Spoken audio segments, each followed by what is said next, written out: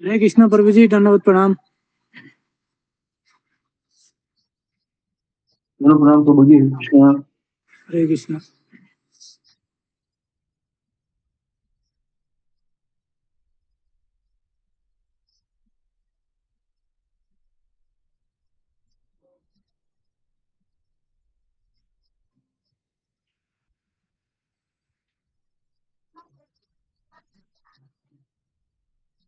दंडवत प्रणाम। प्रणाम बताइए। हरे कृष्णा।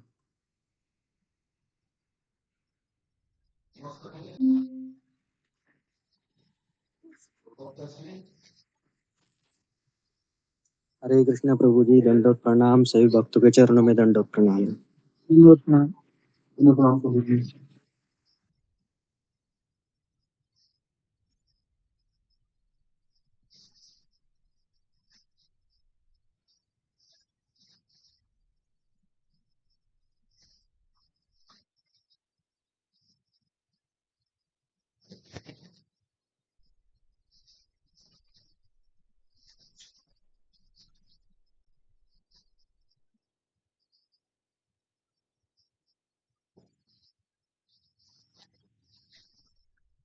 हरे कृष्णा। दंडवत प्रणाम सभी भक्तों को।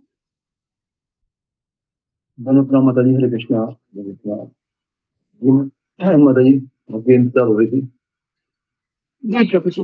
आप आरती सत्र का रिबन काटें तो आराम करें। धन्यवाद। ओम अज्ञानतिमिरान्धस्य ज्ञानाञ्जनशलाकया चक्षुरुन्मीलितं येन तस्मै श्रीगुरुवे नमः।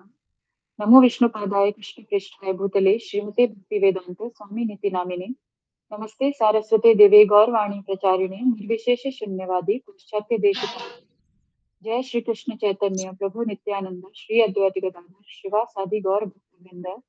हरे कृष्ण कृष्ण कृष्ण हरे हरे, हरे राम राम राम हरे हरे। श्री गुरु चरण केवल भगति सद्मा, बंधु मोहि सावधान मते, जहर प्रसादी हे भव तोरिया जाय। कृष्ण प्राप्ति हो जहाँ होय ते, कृष्ण प्राप्ति हो जहाँ होय ते, कृष्ण प्राप्ति हो जहाँ होय ते। गुरुमुख पद्म रखै चितित कोरियाय क्या, हरे ना कोरि हो मने आशा। श्री गुरु चरण रति, जैसे उत्तम गति। ये प्रसाद सेव आशा, ये प्रसाद सेव आशा चक्षुदान दिलो जे जन्मे जन्मे प्रभु से दिव्य ज्ञान रूपी शीत दिव्य ज्ञान रूपी शीत प्रेम भक्ति जहाँ होते अविद्या विनाशे जाते विदे गाय जहाँ चरित विदे गाय जहाँ चरित श्री गुरु जन जन रे लोकनाथ लोक रजीवन लोकनाथ लोक रजीवन हा हा प्रभु करु दया देहो मोरे तद छाया हा हा प्रभु करु दया देहो मोरे तद छाया ये बीज खुशक त्रिभुवन ये बीज खुशक त्रिभुवन शील प्रभु पार्वती जय गुरु प्रभु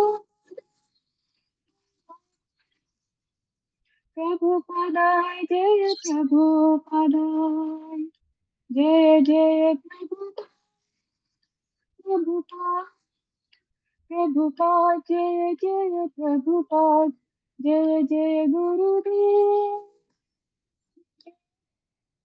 गुरुदेव जय जय गुरुदेव हरि बोल हरि बोल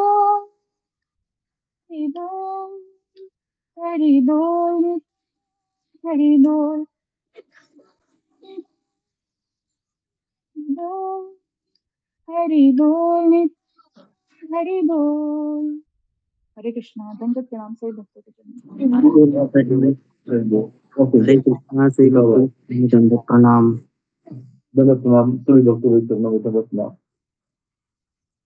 हरे कृष्णा सब प्रभु प्रणाम। हरे कृष्णा प्रभु दंडवत प्रणाम। हरे कृष्णा माता दंडवत प्रणाम। हरे कृष्ण प्रभु दंडवत प्रणाम। हरे कृष्ण प्रभु जी दंडवत प्रणाम सभी भक्तों की जय।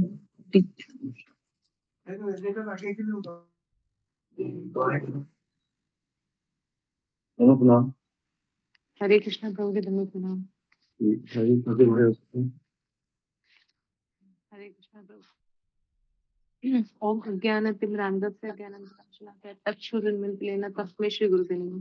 हरे कृष्णा सभी भक्तों को दंडवत प्रणाम।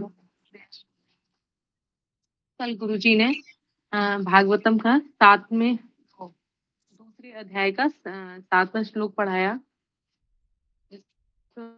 श्री भक्ति करने से तो गुरुजी कल वृंदावन में थे। उन्होंने कहा कल गुरुजी वृंदावन की कृष्ण बलराम मंदिर में थे जो प्रभुपाद जी की समाधि के सामने बैठकर उन्होंने कल क्लास दिया और गुरुजी ने बताया कि यह जगह इसी जगह प्रभुपाद जी अपना स्टेज और गुरुजी ने बताया कि अचानक ही वृंदावन जाने की योजना बन गई और गुरुजी बता रहे थे कि यहाँ पर भक्तों का दर्शन और तिलक लगाए हुए भक्तों का दर्शन और भक्तों को देखना और वृंदावन की जो हवा पत्ते वृंदावन की हर एक चीज हमें भगवान को याद दिलाती है।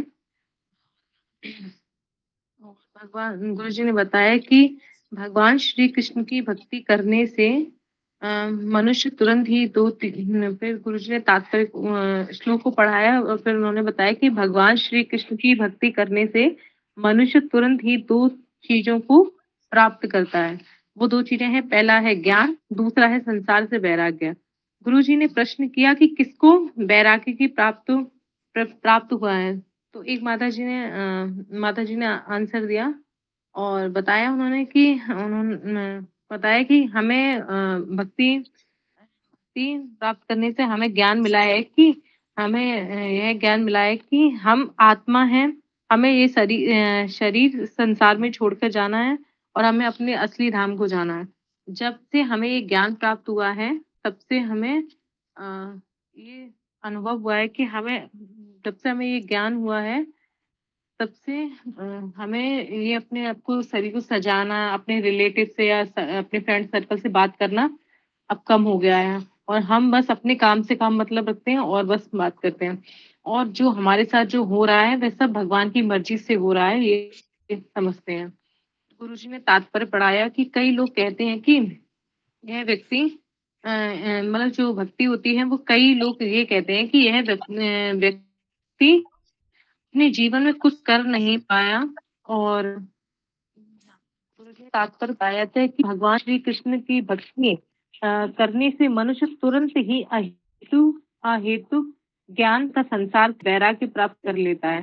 तो गुरुजी ने यहाँ पर तात्पर्य बताया कि भगवान श्री कृष्ण की भक्ति में सेवा को जो मनुष्य बहुत कितने मानते हैं, वे यह तर्क कर सकते हैं कि शास्त्रों में तो यज्ञ यह तर्क कर सकते हैं कि कई लोग कहते हैं कि यह व्यक्ति अपने जीवन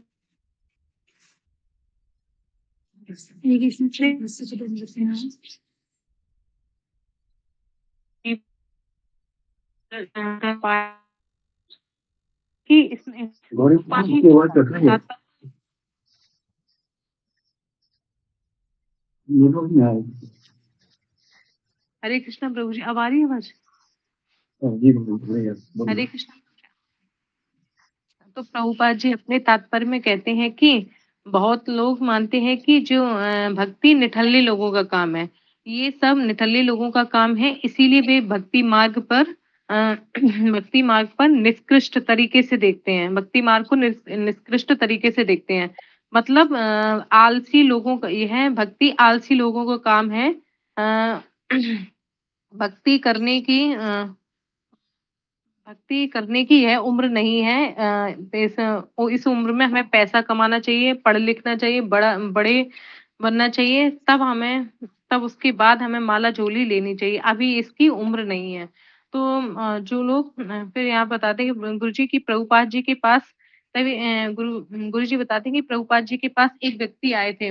उन्होंने कहा कि आपने मेरे बेटे को अपने आश्रम में रख लिया है, अभी उसकी ये सब उम्र नहीं है। देखिए स्वामी जी, ये उसकी उम्र नहीं है। आप तो बुजुर्ग हो और मेरा बेटा अभी जवान है, तो मेरे बेटे को अभी छुड़वा दीजिए, मेरे बेटे की शादी होने दीजिए, उसके बच्चे होने दीजिए, उसकी घर गृहस्थी चलने दीजिए।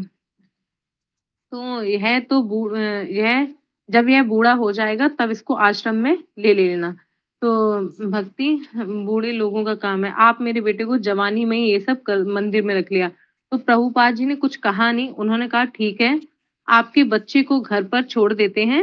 आप ही ने तो कहा है कि भक्ति बूढ़े लोगों का काम है, तो मुझे ऐसा लगता है कि आप बूढ़े हो गए हो, आपके बाल भी पक गए हैं और हम आपको आश्रम में रखते हैं। प्रभुपाद जी ऐसे बोले तो उनके पिता घबरा गए और उनको, क्योंकि वहां पर 10-15 लोग थे जिनके फिर उस बच्चे को बुलाया और उस बच्चे को नाम लेकर बुलाया कि तुम्हारे पिता जी तुम्हें घर लेने के लिए आए हैं और मैंने तुम्हारे पिताजी से कहा है कि वो आपको घर जाने देंगे और वो यहीं रहेंगे, क्योंकि उन्होंने कहा है कि भक्ति बूढ़े लोगों का काम है। वे इतने घबरा गए, उन्होंने कहा कि आप मेरे पुत्र को ही रख लीजिए, मुझे छोड़ दीजिए, मैं जा रहा हूँ। तो कई लोग कहते हैं कि ये भक्ति बुढ़ापे का काम है, लेकिन वो बुढ़ापे पर आते नहीं है, ना भक्ति करते नहीं है। तो फिर यहाँ गुरुजी कहते हैं कि भक्ति हमें कौमार आचरित प्रज्ञान, मतलब हमें भक्ति कौमार अवस्था में ही भक्ति स्टार्ट कर देना चाहिए, 5 से 6 साल की उम्र में ही भक्ति स्टार्ट कर देना चाहिए। तो लोग कहते हैं कि भक्ति शूद्रों के लिए, अल्प बुद्धि लोगों के लिए, अल्प बुद्धि महिलाओं के लिए, कभी-कभी भागवतम सप्ताह, मतलब जो कुछ महिलाएं होती है जो कभी-कभी भागवतम सप्ताह में आती हैं, लेकिन वो ध्यान नहीं लगा पाती हैं। तो जो कई लोग जो गुरुजी ने बताया कि सत्संग में ज्यादातर लेडीज होती हैं और मतलब इस्कॉन में भी, बाहर भी, कहीं भी जहाँ कुछ मतलब भागवतम कुछ चलता है तो वहाँ सबसे ज्यादा संख्या लेडीज की होती है। लेकिन गुरुजी ने बताया कि वो अपना ध्यान नहीं लगा पाती हैं वहां पर, तो ध्यान नहीं लगा पाती हैं। तो फिर यहाँ पे गुरुजी बताते हैं कि प्रभुपाद जी कहते हैं वो अपना ध्यान नहीं लगा पाती हैं। फिर यहाँ पर गुरुजी ने बताया कि प्रभुपाद जी कहते हैं कि शास्त्र कहते हैं कि ब्रह्मांड में कई जन्म घूमते घूमते उस व्यक्ति भक्ति लता का बीज प्राप्त होता है। है और यह इतना दुर्लभ है, यह भक्ति इतनी दुर्लभ है जो हर किसी को प्राप्त नहीं होती। फिर यहाँ पे बताते गुरु जी कि भक्ति यह निठल्ले लोगों का काम नहीं है, जो कहता है वही निठल्ला होता है, क्योंकि उनके खाते में वह भक्ति नहीं होती है। तो यह कई जन्म घूमने के बाद उनके भाग्य में भक्ति आ भी सकती है। इसकी कोई गारंटी नहीं होती है कि उसको भक्ति उस जन्म में ही प्राप्त हो। यहाँ पर फिर गुरुजी बताते हैं कि वह कृष्ण बलराम मंदिर में बैठे हुए हैं। जैसे उन्होंने गुरुजी ने बताया कि वैसे ही जो इस्कॉन में मतलब कृष्ण बलराम मंदिर में एंटर करते हैं तो वो वहाँ पे एक व्यक्ति को देखते हैं। तो जो वह आँखों में काजल लगाया होता है और मतलब एक गोपी की तरह तैयार हुआ होता है। तो गुरुजी बताते हैं कि यहाँ पर ऐसे कई लोग मिलते हैं जो अकेले बैठे रहते हैं और उनका भाव एकदम गोपी जैसा होता है। तो यहाँ पे गुरुजी बताते हैं कि जब वो उनको देखते हैं तो वहाँ पर वो चिंतन करते हैं। गुरुजी कहते हैं कि हम जब कुछ देखते हैं तो हम उनका पहले चिंतन करते हैं। तो उन्हें प्रभुपाद जी की एक बात याद आती है कि वो जो प्रभुपाद जी कहते थे कि यहाँ पर कुछ लोग मतलब ऐसे गोपी भाव में राग भक्ति को प्राप्त करना चाहते हैं, जिसमें कोई विधि नहीं होती है, ना ही वो किसी गुरु जी के आश्रय में रहते हैं और ना ही उनका कोई नियम होता है। और फिर और गुरुजी ने बताया कि भक्ति का मतलब यही नहीं होता है कि सेवा करो। भक्ति का मतलब ये होता है कि हमें किसी के सानिध्य में रहकर, मार्गदर्शन में रहकर हमें और उनके प्रशिक्षण प्राप्त करके हमें भक्ति करनी चाहिए। तो फिर यहाँ गुरुजी बताते हैं कि आजकल व्यक्ति इस्कॉन में बुक पढ़ते हैं और आजकल इस्कॉन में मतलब कि गुरुजी ने बताया कि आजकल इस्कॉन सुपरमार्केट की तरह हो गया है। यहाँ पर लड़का-लड़की की जो विवाह यहाँ अगर जो विवाह के लिए भी लड़का या लड़की भी ऐसे मिल जाते हैं और जिन्हें बुक डिस्ट्रीब्यूट करना है या कुछ अपना बिज़नेस करना है वो भी कर लेते हैं। लेकिन प्रभुपाद जी ने इस्कॉन को इसलिए नहीं बनाया है कि यहाँ पर लोग अपना व्यवसाय करें। प्रभुपाद जी ने यहाँ पर इस्कॉन को यहाँ पर हरे कृष्णा प्रभु जी क्षमा करना प्रभु जी, मैंने इतना ही लिख पाया। कुछ मिस्टेक हो गई थी। हरि बोल माता, हरि बोल। मुझे श्लोक भी पूरा लिखा हुआ था लेकिन वो पढ़ा नहीं। क्या मैं वो पढ़ सकती हूँ? श्लोक लिखा था, तात्पर्य लिखा था। पढ़िए पढ़िए। हरे कृष्णा प्रभु जी।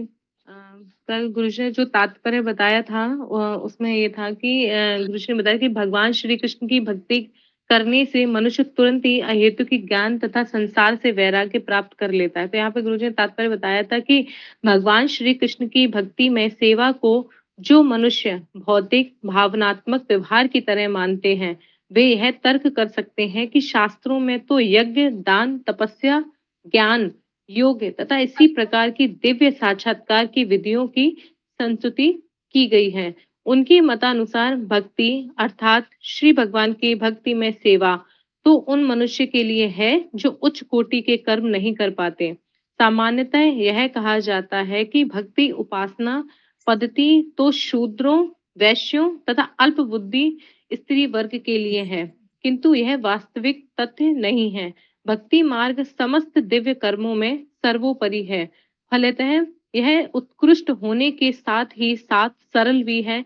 यह उन शुद्ध भक्तों के लिए भी उत्कृष्ट है जो परमेश्वर से संपर्क स्थापित करना चाहते हैं और यह उन नव जिज्ञासुओं के लिए भी सुगम है जो भक्ति रूप घर की दहलीज पर हैं। पूर्ण पुरुषोत्तम भगवान श्री कृष्ण का सानिध्य प्राप्त करना यह महान विज्ञान है और यह सब जीवों के लिए भी खुला हुआ है, जिसमें शूद्र, वैश्य, स्त्रियां तथा शूद्र से भी निम्न कुल में उत्पन्न मनुष्य सम्मिलित हैं। तो फिर गुण संपन्न ब्राह्मणों तथा महान स्वरूप प्रसिद्ध राजाओं जैसे उच्च कोटि के मनुष्यों के विषय में कहना ही क्या। यज्ञ, दान, तप इत्यादि नाम से प्रचलित अन्य उच्च कोटि के कार्य शुद्ध तथा वैज्ञानिक पद्धति का स्वाभाविक अनुगमन करने वाले कारक हैं। दिव्य अनुभूति के मार्ग में ज्ञान तथा वैराग्य के सिद्धांत दो महत्वपूर्ण कारक हैं। संपूर्ण आध्यात्मिक विधि भौतिक तथा आध्यात्मिक सभी वस्तुओं का पूर्ण ज्ञान प्राप्त करती है और इस पूर्ण ज्ञान का फल यह होता है कि मनुष्य भौतिक राग से विरक्त होकर आध्यात्मिक कार्य से अनुरक्त हो जाता है। भौतिक राग से विरक्त होने का अर्थ पूर्ण रूप से निष्क्रिय हो जाना नहीं है। जैसा कि अल्प ज्ञान वाले मनुष्य सोचते हैं कि निष्कर्म का अर्थ है ऐसे कर्म न करना जिनका अच्छा या बुरा प्रभाव पड़े। निषेध का अर्थ है सकारात्मक का निषेध नहीं है। अनावश्यक कार्यों का निषेध अनिवार्य का निषेध नहीं है। इसी प्रकार भौतिक रूपों से विरक्ति का अर्थ सकारात्मक रूप को नकारना नहीं है। भक्ति उपासना पद्धति को सकारात्मक रूप से अनुभूति के लिए निर्मित है और जब सकारात्मक रूप साक्षात्कार हो जाता है तो नकारात्मक रूप स्वतः विलग हो जाते हैं। अतः भक्ति उपासना पद्धति के विकास के साथ साथ वास्तविक रूप से सकारात्मक सेवा में व्यवहारिक रूप के जुड़ जाने से मनुष्य सहज रूप से निम्न कोटि की वस्तुओं से विलग्न हो जाता है और श्रेष्ठ वस्तुओं से जुड़ जाता है। इसी प्रकार भक्ति उपासना पद्धति जीवन का सर्वोच्च धर्म होने के कारण वह भौतिक इंद्रिय सुख से बाहर निकलती हैं। यह शुद्ध भक्ति का लक्षण है। वह ना तो अल्पज्ञ होता है और ना ही निकृष्ट शक्तियों में लगा रहता है और ना ही उसके पास भौतिक मूल्य होते हैं। यह केवल शुष्क चिंतन से संभव नहीं होता है। यह तो केवल भगवत कृपा से ही संभव हो पाता है। निष्कर्ष यह है कि जो शुद्ध भक्त है वह अन्य सभी उत्तम गुणों से पूर्ण होता है यथा ज्ञान वैराग्य आदि, किंतु जिसमें केवल ज्ञान तथा वैराग्य होता है वह भक्ति की उपासना पद्धति के नियमों से ठीक से परिचित हो यह आवश्यक नहीं है। भक्ति युग मानव जाति का श्रेष्ठ धर्म है। हरे कृष्णा प्रभु जी धन्यवाद। कुछ गलती हो तो क्षमा कर देना। हरे कृष्ण। धन्यवाद। माता जी बहुत सुंदर, बहुत हरे कृष्णा। सभी भक्तों को धन्यवाद। सभी भक्तों के चरणों में खूब नमस्कार। हरे कृष्णा। सभी भक्तों को दंडवत प्रणाम। माता जी को दंडवत प्रणाम। हरे कृष्ण। सभी भक्तों को चरणों में सही भक्तों को चरणों में हरे कृष्णा। सभी भक्तों को दंडवत प्रणाम। दंडवत प्रणाम। ममता माता जी हरे कृष्णा। सभी दंडवत प्रणाम। सभी भक्तों के चरणों में दंडवत चरणों में दंडवत प्रणाम। हरे कृष्णा गुरु जी प्रणाम। हरे कृष्णा गुरु जी दंडवत प्रणाम। सभी भक्तों के चरणों में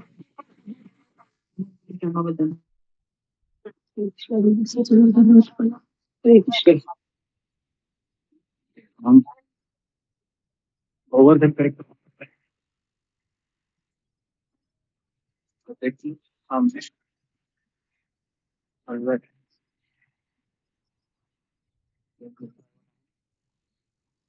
गोवर्धन परिक्रमा करते हैं। एक वचन करते जाते उसके बाद फिर हम आप गोवर्धन की कृपा बताते हैं। तो दिखाई दे रहा है। दिखाई दे रहा है।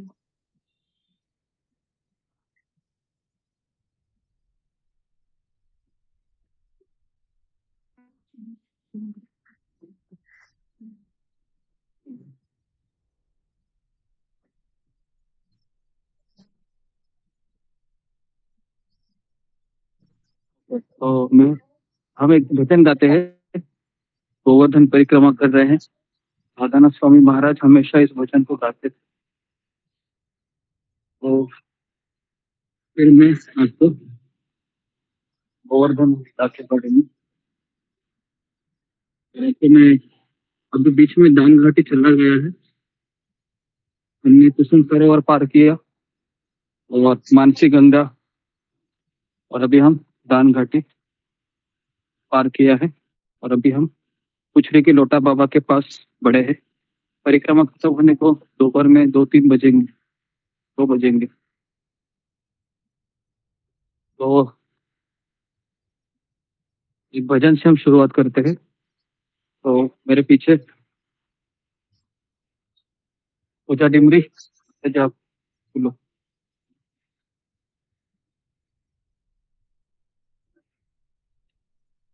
गुरु जी। हरे कृष्णा दंडवत।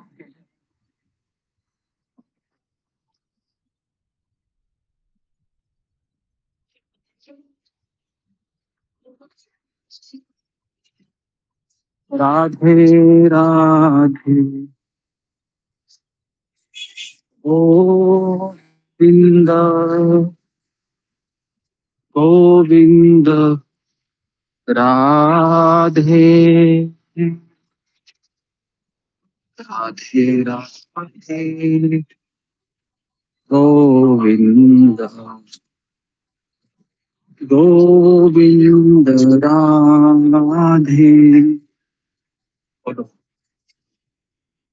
राधे राधे गोविंद गोविंद राधे राधे राधे गोविंद गोविंद राधे। राधे राधे गोविंद गोविंद राधे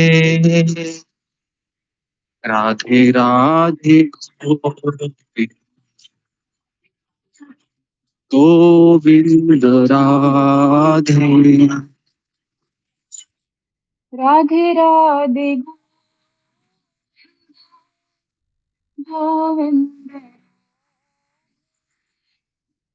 राधे राधे गोविंद गोविंद राधे।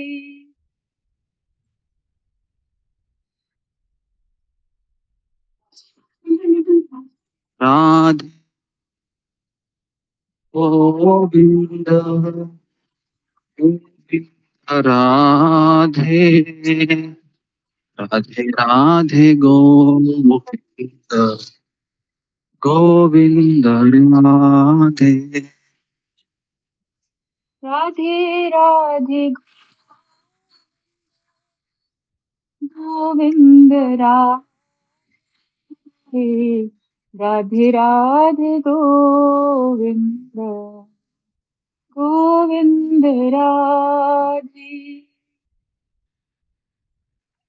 राधे राधे गोविंद गोविंद राधे राधे राधे गोविंद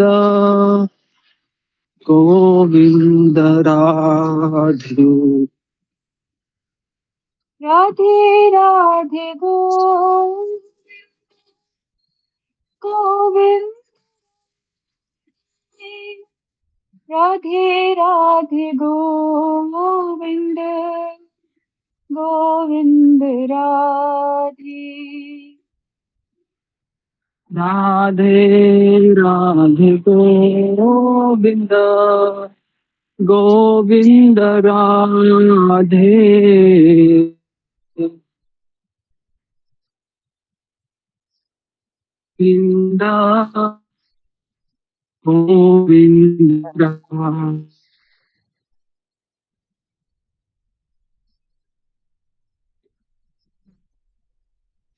राधे राधे गोविंद गोविंद राधे राधे राधे गोविंद गोविंद राधे राधे गोविंद गोविंद राधे राधे राधे गोविंद गोविंद राधे राधे राधे गोविंद राधे राधे राधे गोविंद गोविंद राधे। राधे राधे गोविंद गोविंद राधे राधे राधे गोविंद गोविंद राधे राधे राधे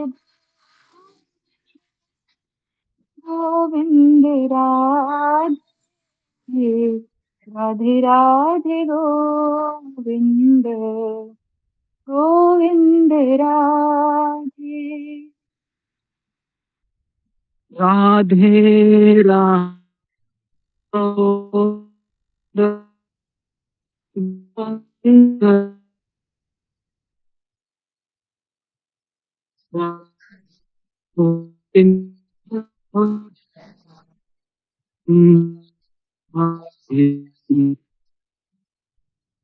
राधे राधे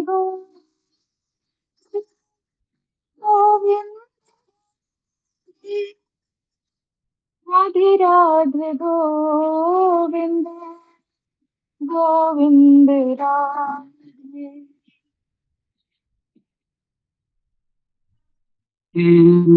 कृष्णा कृष्णा हरे हरे राम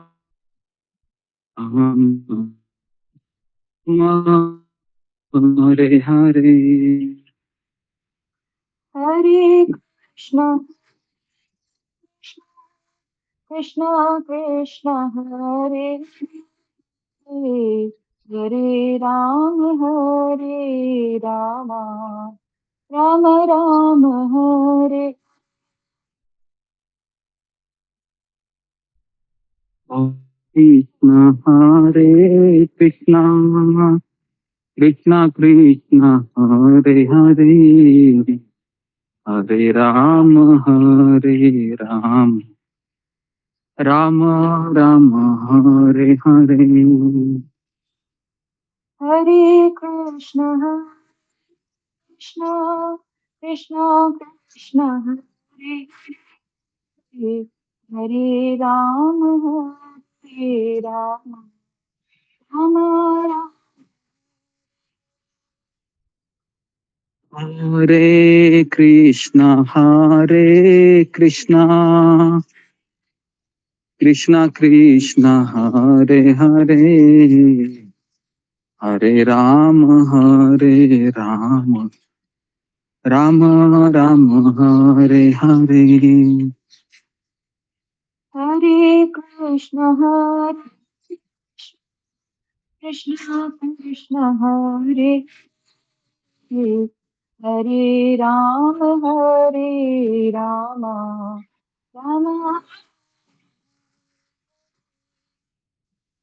हरे कृष्ण कृष्ण कृष्ण हरे हरे हरे राम राम राम हरे हरे हरे कृष्ण कृष्ण कृष्ण हरे राम राम हरे। हरे कृष्णा कृष्णा कृष्णा हरे हरे हरे राम राम राम हरे हरे हरे कृष्ण कृष्ण कृष्ण हरे राम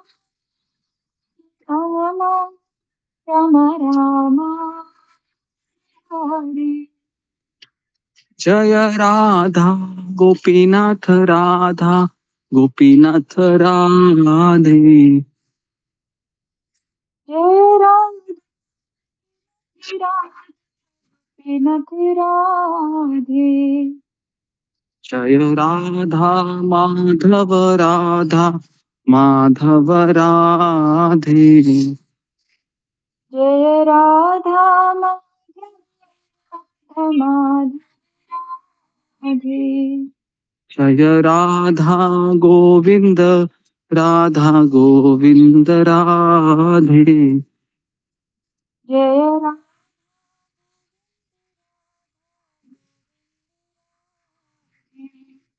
जय गौर निताय गौरनिताय जय गौरनिताय। जय गौर गौरनिताय जय गौरनिताय। जय जगन्नाथ जय जगन्नाथ, बलदेवा जय सुभद्रा। जय जगन्नाथ जय जगन्नाथ, बलदेवा जय सुभद्रा। जय जय प्रभुपाद प्रभुपाद प्रभुपाद, जय जय प्रभुपाद। जय जय प्रभुपाद, जय जय प्रभुपाद। जय जय गुरुदेव गुरुदेव गुरुदेव, जय जय गुरुदेव। जय जय गुरुदेव गुरुदेव, जय जय गुरुदेव। क्या करता है वो गिरिराज जी के ऊपर। हरे कृष्ण। तो आगे बढ़ते हैं।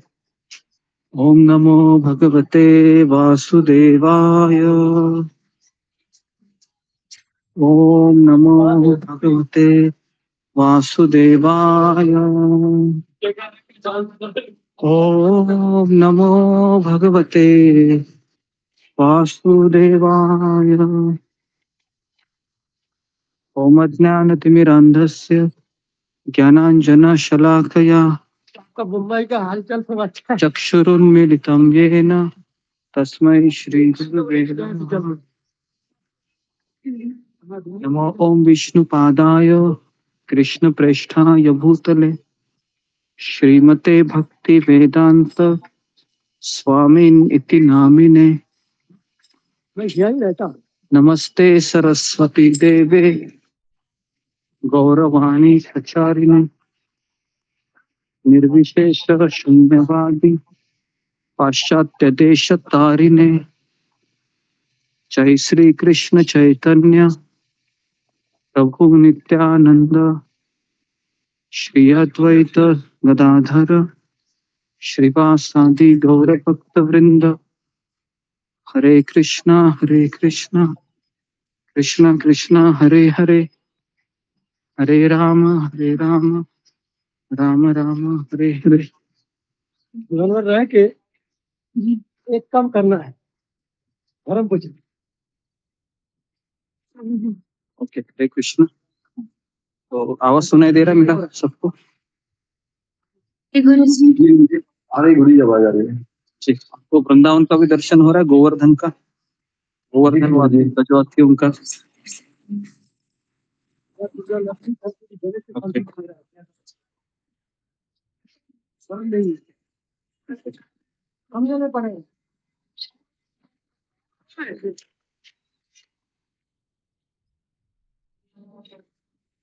तो आज परम सौभाग्य है कि श्रील प्रभुपाद की कृपा से, गुरुदेव की कृपा से, समस्त वैष्णवों की दया से ये सौभाग्य मिला है कि वृंदावन में गोवर्धन परिक्रमा करने का।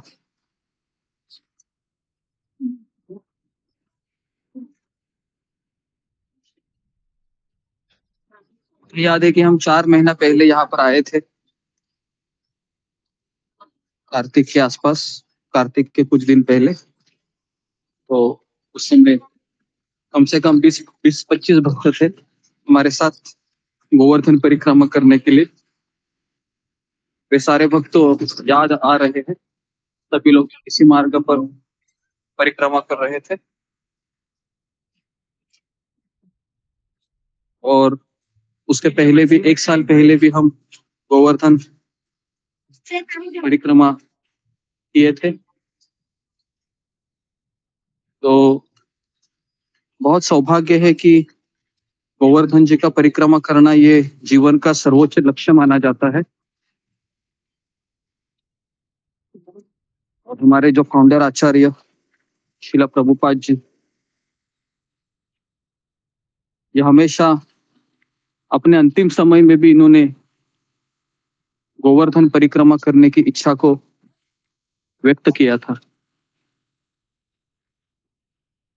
उसी शिला प्रभुपाद की इच्छा को अपने मन में स्मरण करते हुए सबसे पहले हम ठीक 7 बजे यहाँ पर है ना, हमारे माता जी भी है साथ में, दोनों मिलकर कर रहे हैं। Okay okay okay.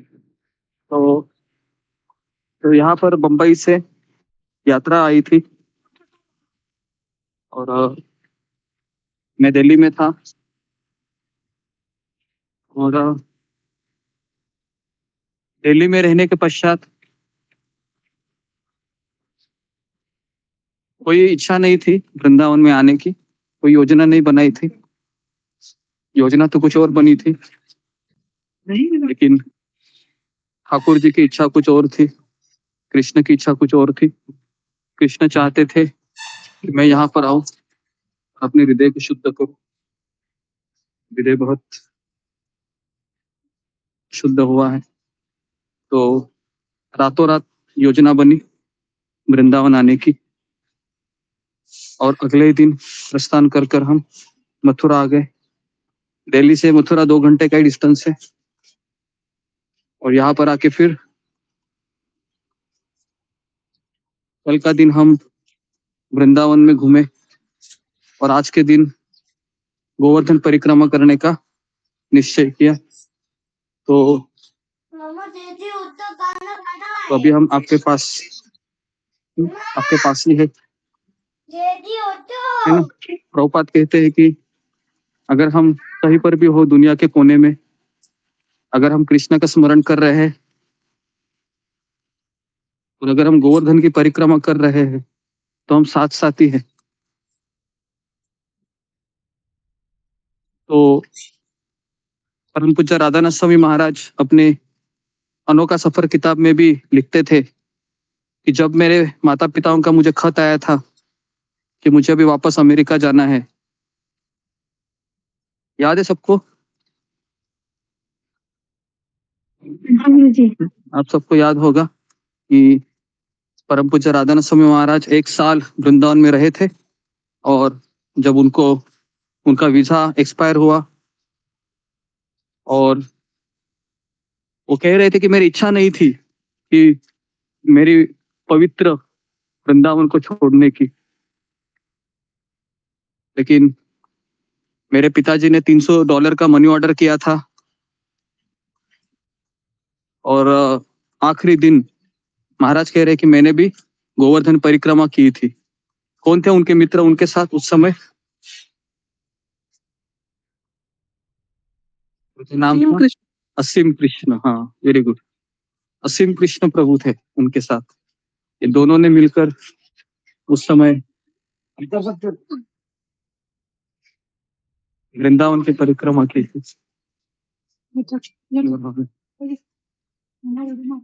तो बहुत जरूरी है इस चीज को समझना कि परम पूज्य राधानाथ स्वामी महाराज गोवर्धन परिक्रमा करने की इच्छा करते हैं। शिला प्रभुपाद जी अंतिम समय में इच्छा करते हैं। तो यहाँ का 24 किलोमीटर का जो सफर है, ये ब्रजवासियों के साथ चलते चलते बीत जाता है। कई ब्रजवासी यहाँ पर पति पत्नी एक साथ आकर अपने बच्चों के साथ भी दंडवत परिक्रमा लगाते है ना। अभी अभी जब मैं चल रहा हूँ तो मैंने ऐसे 5-6 कपल को देखा। पुत्र भी है, माँ भी है, पिता भी है, तीनों मिलकर दंडवत परिक्रमा कर रहे है ना। तो अभी मुझे थोड़े समय में गोवर्धन जी के दर्शन होंगे। अभी भी दर्शन हो रहे हैं लेकिन बहुत दूर है। तो आपको मैं दिखाता हूँ थोड़ा सा अगर आपको दिखता है तो, लेकिन बहुत दूर है। वो अनुभव है मेरे को। अगर आपको दिखाई दे रहा है, दिख रहा है सबको गोवर्धन? अगर आप थोड़ा सा झूम जी गुरु जी। गोवर्धन का वो लाइन है, बॉर्डर है। हाँ दूर है गुरु जी। हाँ दूर है। जी गुरु जी।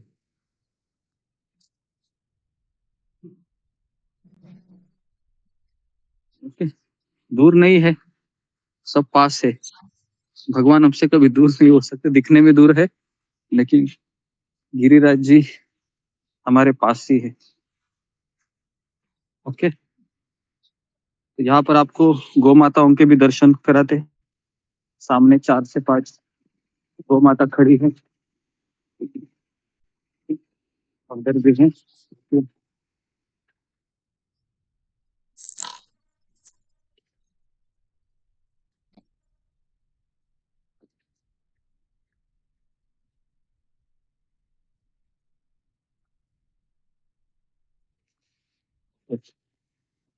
जी, तो मैं ये बता रहा था, हाँ, गोवर्धन के बारे में, है ना।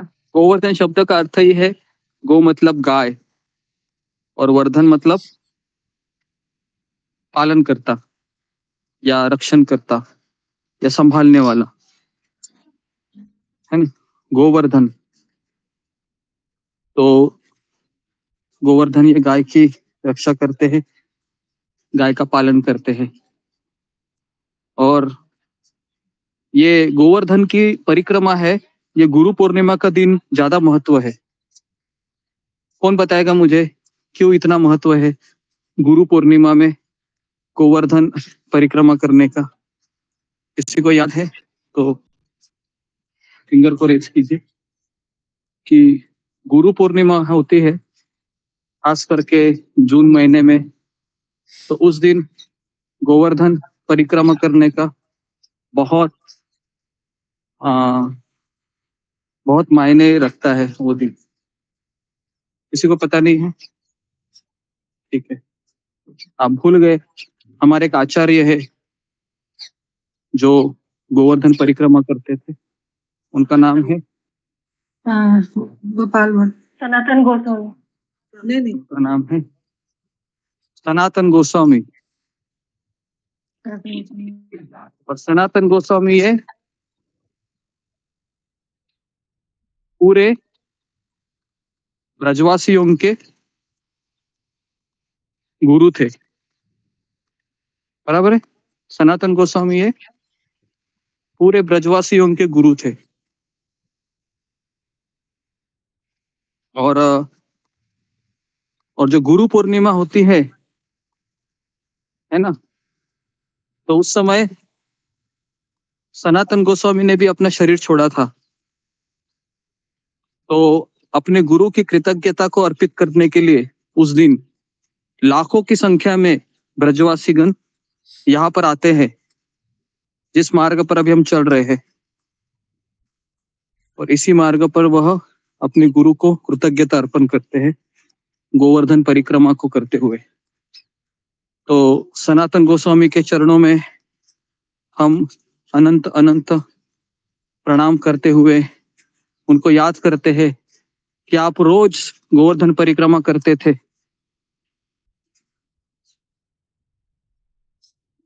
हम साल में 1 बार 2 बार आते हैं परिक्रमा करने के लिए, है ना।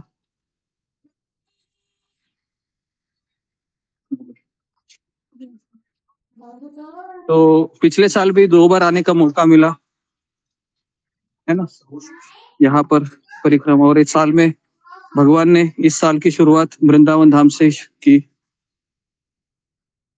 फरवरी का महीना है, मई महीने में हम हरिद्वार ऋषिकेश जा रहे हैं। तो वहां पर आप आ जाइए, भक्तों का संग का लाभ उठाइए।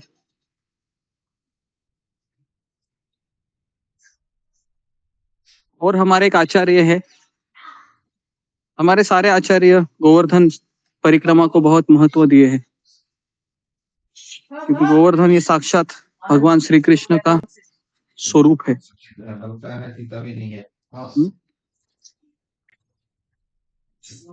नमस्ते गिरिराजाय श्री गोवर्धन दामिने अशेष क्लेश नाशाय परमानंददायिने। तो ये जो श्लोक है गोवर्धन जी का प्रणाम मंत्र है। तो वापस में इसको दोहराता हूँ। नमस्ते गिरिराजाय, नमस्ते गिरिराजाय, श्री गोवर्धन नामिने, श्री गोवर्धन नामिने अशेष क्लेश नाशाय, अशेष क्लेश नाशाय परमानंददायिने, परमानंददायिने। तो ये जो प्रणाम मंत्र है गिरिराज जी का, तो गोवर्धन लीला की आपको कथा सुनाते हैं हम संक्षिप्त में। 9:50 हो गए हैं।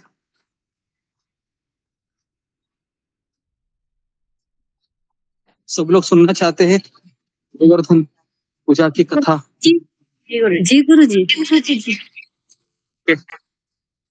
गुरु जी। सुनाते हैं आप।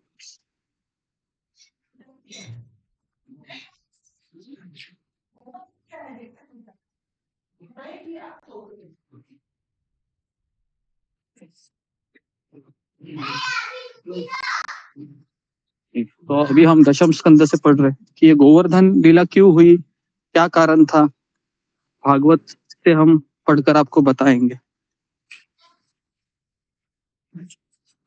तो हम सबको पता है कि किसी का माइक चालू है, रंजित।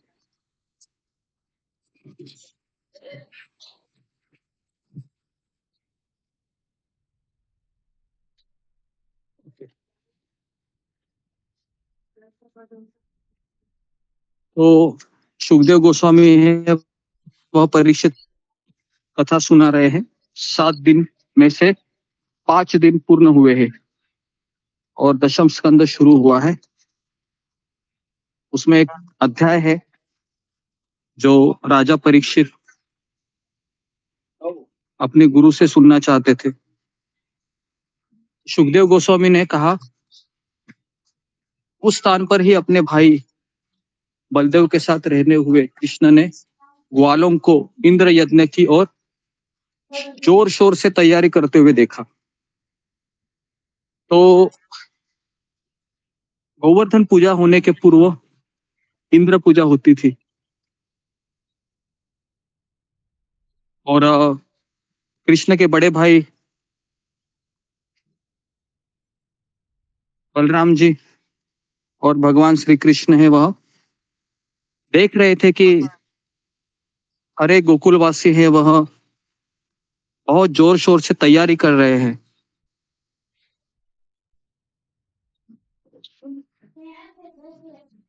तो भगवान कृष्ण ब्राह्मणों के उसी गांव में रहने लगे जिनकी पत्नियों ने अपनी भक्ति से उन्हें संतुष्ट किया था ना। यहाँ पर आप सामने देख रहे हो किस तरह से परिक्रमा कर रहे हैं। देखिए, इसको कहते हैं दंडवत परिक्रमा, है ना। ये जितने भी भक्त हैं यहाँ पर, ये सारे एक एक पत्थर लेते हैं हाथ में और ऐसे दंडवत परिक्रमा करते हैं। और फिर ये देखो पति पत्नी है यहाँ पर। और फिर थोड़ा सा रेस्ट लेते हैं, आगे बढ़ते हैं, फिर थोड़ा सा पड़ाव डाल के रुक जाते हैं, है ना।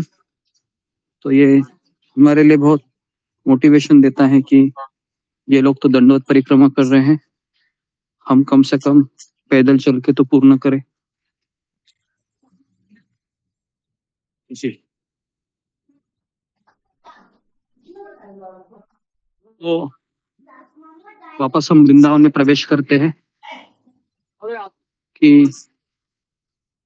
किस तरीके से कृष्ण और बलराम जी भी इस तैयारी को देखकर काफी आश्चर्यचकित हो रहे थे।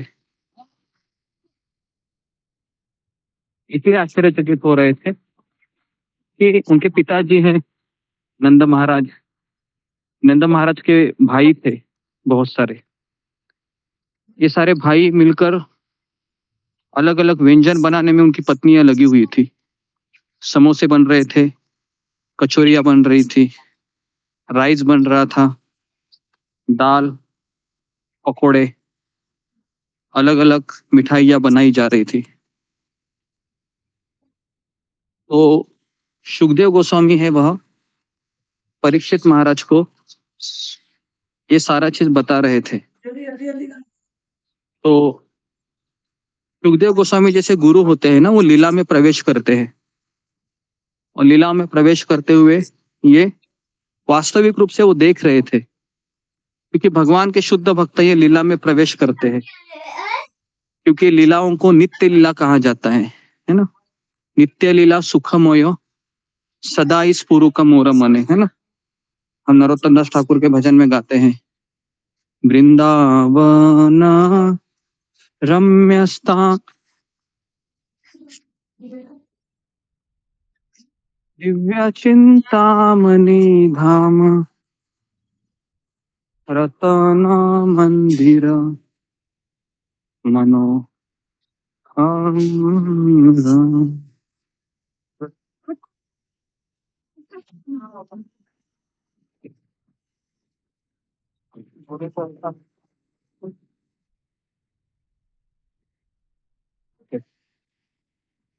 भगवान श्री कृष्ण है वह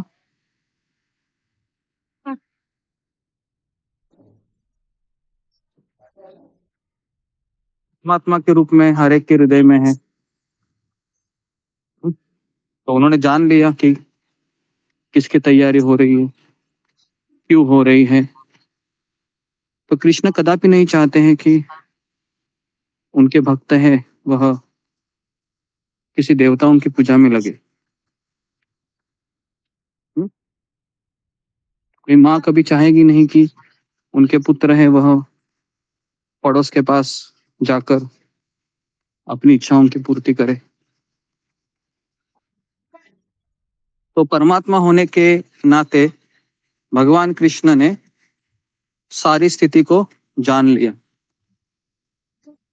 और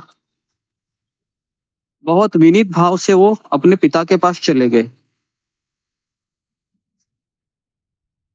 क्योंकि कृष्ण है अपने पिता के ऊपर आश्रित थे। छोटे बच्चे थे, वो छोटे बालक थे। कितने साल के थे? कौन बताएंगे? कृष्ण कितने साल के थे उस समय? 8 साल 7 साल कृष्ण उस समय 7 जी, कृष्ण उस समय 7 साल के थे। 7 साल का बच्चे सेकंड स्टैंडर्ड में होते हैं, तो उतनी उम्र के थे वो जब वह अपने पिता को पूछने गए। क्या पूछने गए? कि हे पिताश्री, आप कृपा करके मुझे बताएं कि इतना सारा प्रयास किस लिए कर रहे हैं, आप क्या करना चाह रहे हैं? यदि यह कर्मकांडी यज्ञ है तो कौन से देवता को आप संतुष्ट करना चाहते हैं, और इतने सारे व्यंजन ये किस लिए बनाए जा रहे हैं?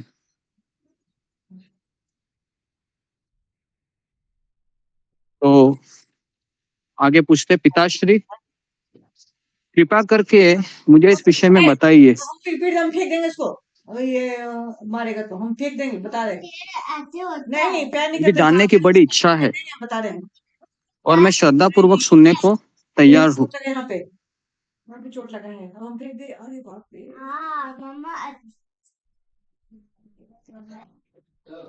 फिर कहते हैं कि जो अन्यों को जिनमें पराये का भेदभाव नहीं है, और जो यह विचार नहीं करते कि कौन मित्र है कौन शत्रु है, ऐसे संत पुरुषों को कुछ भी छिपा कर नहीं रखना चाहिए। चलो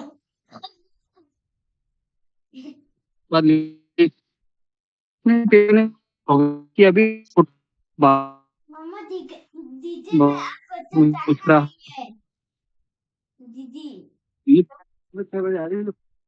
कृष्ण ने इतना चतुराई से शब्द कहे, नंदा महाराज को कहा कि आप ये मत सोचिए कि मैं बच्चा हूँ तो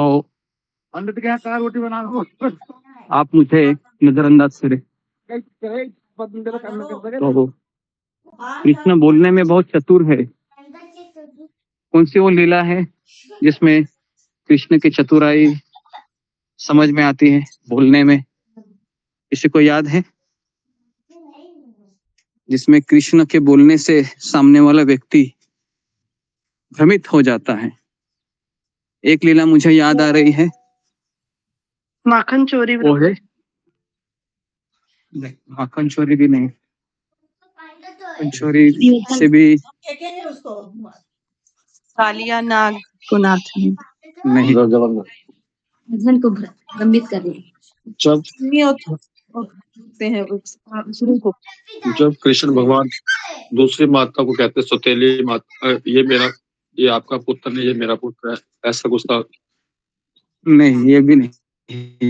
वो जो हाँ हाँ दे दिए ना।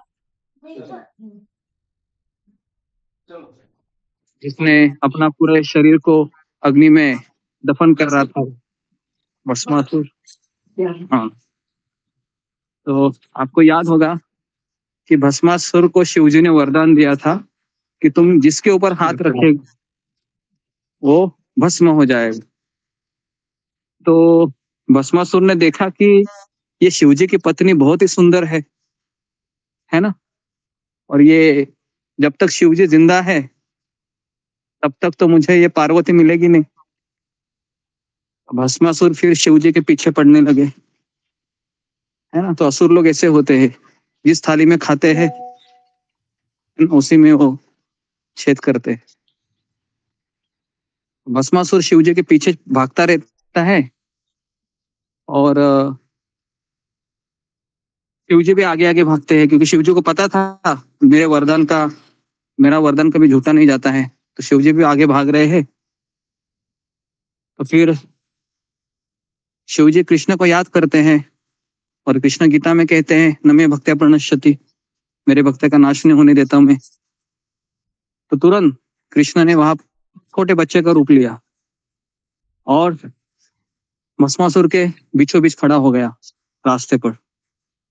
भस्मासुर भी रुक गया, बोलते हैं कि साइड हो जाओ। तो कृष्ण कहते हैं अरे आप क्यों भाग रहे हैं?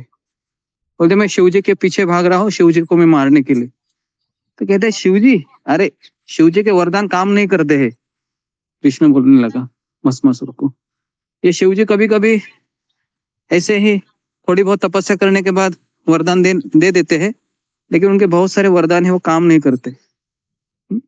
और फिर ऐसा कहते हुए कृष्ण कहते हैं तुमको भरोसा नहीं है तो अपने सर के ऊपर हाथ रखो।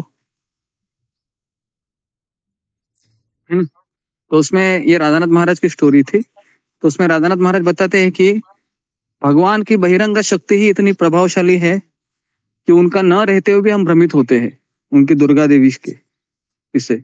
और अगर भगवान स्वयं किसी को भ्रमित करने आए तो किसकी ऐसी मजाल है कि वो भ्रमित न रहते हुए वापस लौट जाए, है ना। तो भस्मासुर भ्रमित होकर सोचने लगा ऐसा है क्या? हाँ ऐसा ही है। कृष्ण बोलने लगे देखो अपने सर के ऊपर हाथ रखो। तुरंत भस्मासुर क्या करता है, अपने सर के ऊपर हाथ रखता है। तुरंत क्या होता है, सर के हजारों टुकड़े हो जाते हैं, पूरा भस्म हो जाता है वो, है ना। तो इसके लिए कृष्ण के जैसा बोलने में चतुर इस संसार में कोई नहीं हो सकता, क्योंकि जितने भी संसार में चतुराई दिखाने वाले लोग हैं वो चतुराई किनसे आ रही है? वो सारी चतुराई कृष्ण से आ रही है, है ना। वो सारी चतुराई कृष्ण से आ रही है, सोचिए। तो इसके लिए जब कृष्ण अपने पिता से पूछ रहे थे किसकी तैयारी चल रही पिताजी, है ना, तो नंदा महाराज थोड़ी ना छिपा सकते, नंद महाराज फिर सोचने लगे कि महान ईश्वर इंद्र वर्षा के नियंत्रक है। वो कहने लगे ठीक है, मेरा कृष्ण आया है, बोल देता हूँ इसको। तो महान ईश्वर इंद्र वर्षा के नियंत्रक है, ये बादल उन्हीं के साक्षात प्रतिनिधि है और वे ही वर्षा करते हैं, जिनसे हमारे गाय है, हमारी बछड़े है, इन सबको पानी मिलता है, घास मिलती है, एक नया जीवन मिलता है और इन गायों से हमको दूध मिलता है, मक्खन मिलता है, घी मिलता है। तो इसलिए हम उनकी कृतज्ञता अर्पित करने के लिए इंद्र यज्ञ करने की यहाँ पर तैयारी कर रहे हैं। हे पुत्र, अन्य लोग भी वर्षा करने वाले इन बादलों के स्वामी की पूजा करते हैं। केवल हमारे गांव में ही नहीं, पड़ोस के गांव में हो या पूरे विश्व के अनेक गांवों में इंद्र की पूजा होती है। तो इसलिए हम अन्न तथा पूजा की सामग्री को इकट्ठा कर रहे हैं। तो इस तरीके से नंद महाराज ने बड़े धैर्य से अपने नन्हे पुत्र कृष्ण को समझाया।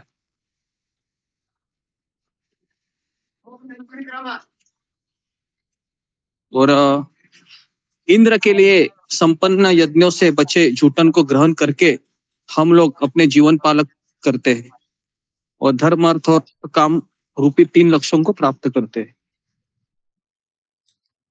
और भगवान इंद्र हमारी सफलता के लिए उत्तरदायी है।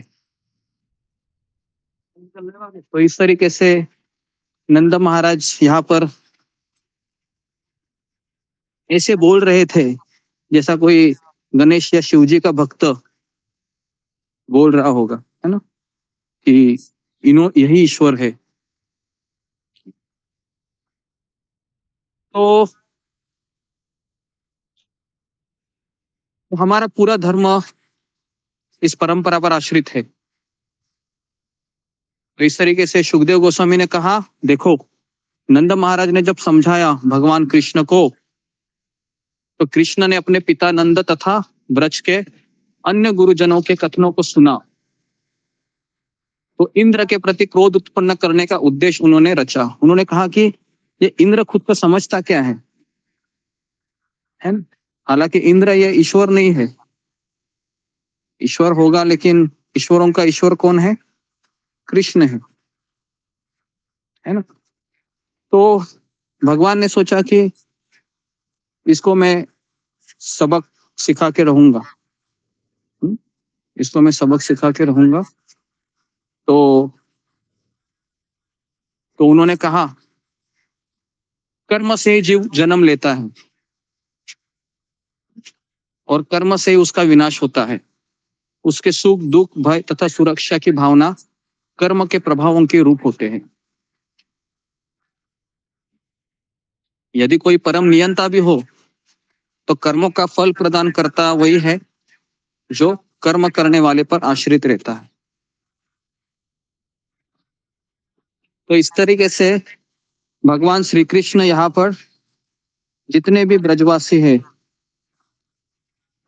वो कर्म मीमांसा तत्व ज्ञान है, कर्म मीमांसा फिलॉसफी सुनाने लगे। कर्म ही सब कुछ है, अपना कर्म करोगे सब मिलेगा। लेकिन वास्तविक तत्व ज्ञान वो नहीं है। लेकिन नंद महाराजों को और उनके परिजनों को समझाने हेतु उन्होंने इस तत्व ज्ञान का उपयोग किया।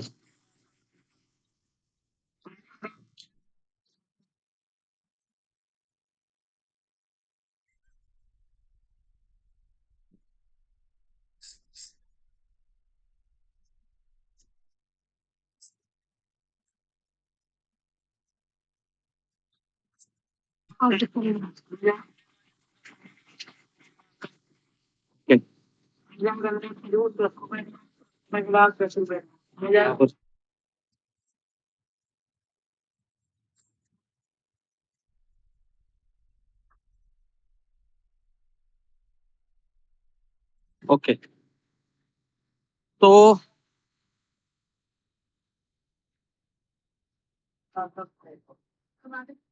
जगत में जीवों को अपने किसी विशेष पूर्व कर्म के परिणामों से ही सारी चीज मिलती है। तो इस तरीके से सबसे पहले है भगवान श्री कृष्ण है, अपने पिताजी को समझाते हैं, जितने भी ग्वाल बाल है सबको समझाते हैं वो। और सोचिए समझाने वाला कृष्ण कितने उम्र का है, ये भी जरा ध्यान दीजिए। तो समझाने वाले भगवान कृष्ण केवल 7 साल के बालक हैं। और तो अभी पुछरी का लोटा बाबा है, 200 मीटर है, तो पुछरी के लोटा बाबा के यहाँ पर आपको हम दर्शन कराएंगे। 200 मीटर ही है, ज्यादा दूर नहीं।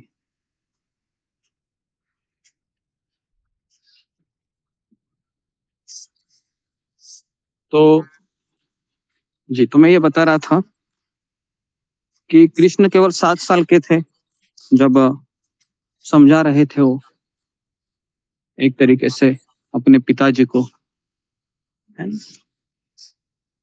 और सारे लोग सुन रहे थे सारी चीजें। कृष्ण कह रहा है कि अरे आप लोग हैं, कर्म कर रहे हैं, और तो भगवान है, आपको उसका फल देंगे ही। इंद्र की पूजा करने की क्या आवश्यकता है, आप इंद्र की पूजा मत कीजिए। तो सारे लोग डरने लगे, बोले ये कृष्ण आप ऐसा कैसे तुम बोल रहे हो, हम बुजुर्गों से हमारी परंपरा चली आ रही है, मेरे पिताजी ने भी इंद्र पूजा की थी, उनके पिताजी ने की थी, और तुम बरसों से चली आ रही परंपरा को तोड़ने में तुले हुए हो, है ना? जैसे जब कोई व्यक्ति इस्कॉन में आता है और कृष्ण की पूजा में लग जाता है, तो मुझे भी मेरे पिताजी ने ऐसा कहा था कि हमारे जो कुल गुरु है ना, वे हमारे कुल गुरु दत्तात्रेय है, दत्त गुरु। तो मेरे पिताजी मुझे कहने लगे हमारी पूरी परंपरा दत्त की पूजा करती है और ये तुम कृष्ण की पूजा करने में लग गया है। तो आप में से कितने लोगों का ये अनुभव है घर में, जो कहते हैं कि कुल दैवत कुल गुरु जो होते हैं उनकी पूजा होनी चाहिए,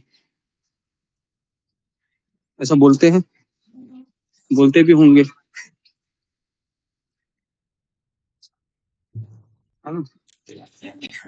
जी, खास करके महाराष्ट्र में ये थोड़ा ज्यादा होता है कि कुल दैवत की पूजा होनी चाहिए या कुल गुरु की पूजा होनी चाहिए, है ना? जब पहले मंदिर में नहीं जाते थे तो कभी बोले नहीं कि दत्त की पूजा करो, लेकिन जैसे ही इस्कॉन का माला लिया बोलने लगे कि "हाँ, इनकी दत्त की पूजा करो", है ना? इस तरीके से।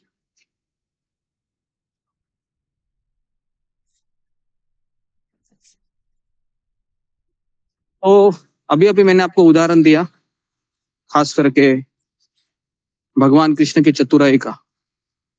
कृष्ण जब बोलते हैं ना, तो ऐसा इस संसार में कोई जीवात्मा नहीं है जो उनकी बात को काट सके, ना शिव जी, ना ब्रह्मा जी, ना कोई देवी देवता, वो उनकी बात को काट नहीं सकता। लेकिन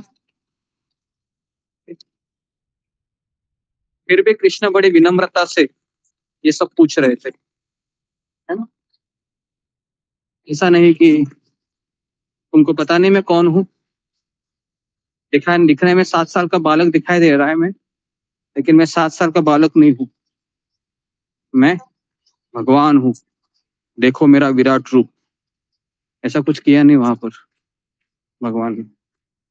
भगवान विनम्रता से समझा रहे थे, क्योंकि वृंदावन में भगवान अपना विराट रूप एक ही व्यक्ति को दिखाए थे। कौन थी वो माता?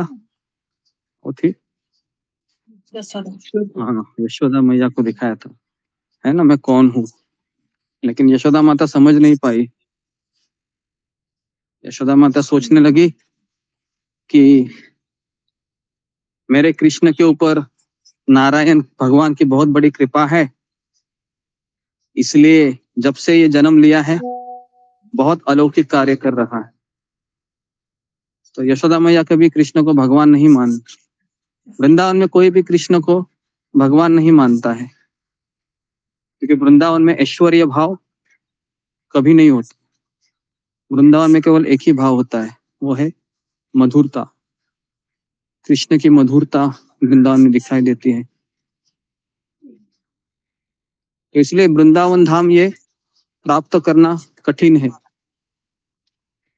क्योंकि वृंदावन में प्रवेश मतलब भगवान के घर में प्रवेश, और घर में प्रवेश उसी व्यक्ति को प्राप्त होता है जो घरेलू संबंधों से परिचित है, वो प्रेम करता है। घर में उसी को एंट्री होती है जो प्रेम करता है ना। प्रेम नहीं करता है, कोई बाहर का व्यक्ति आता है सेल्समैन, तो क्या हम उसको घर में लेते हैं? हम कहते हैं बाहर ही रुको, आते हैं, है ना। लेकिन अगर आपका कोई पड़ोसी आ गए या रिश्तेदार आ गए, तो भी हम उनको क्या करते हैं? घर में लेते हैं, लेकिन घर के बरामदे में बिठाते हैं। लेकिन कोई अगर अपना व्यक्ति आता है, परिवार का है, तो फिर वह घर में कहीं पर भी जा सकता। तो वृंदावन में प्रवेश होना आसान नहीं है, कठिन है। वैकुंठ में प्रवेश हो जाता है, लेकिन वृंदावन में प्रवेश नहीं होता। लेकिन हमारी गुरु शिष्य परंपरा है, वह वृंदावन में प्रवेश दिला सकती है। ओके,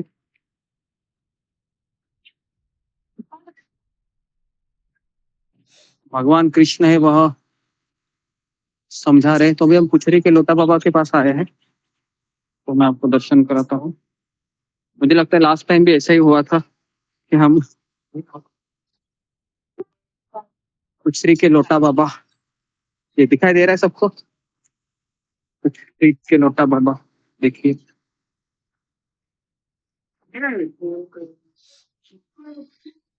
ये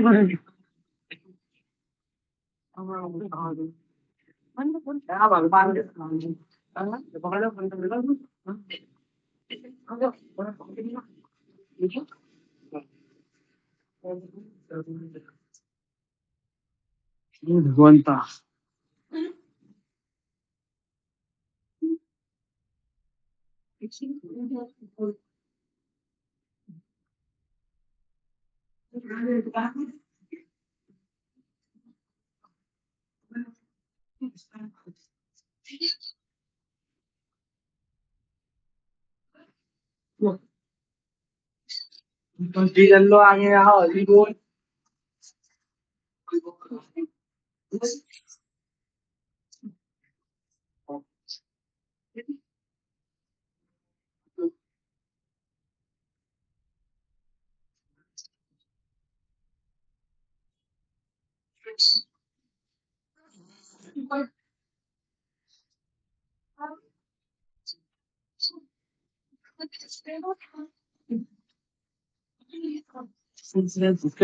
और यहाँ पर हम देखिए पुछरी के लोटा बाबा का मंदिर है, सबको दिखाई दे रहा है सामने आके। ओके, जी जी, सब लोग आ गए। तो ये पूरी यात्रा भी इधर ही हमको मिली। ये सब हमारे यात्रा के लोग हैं, आपको दिखाई दे रहे होंगे। ये सभी लोग मुंबई से हैं, लोअर वेलको विलेज। भगवान के होता है, सब इधर ही मिल रहे हैं।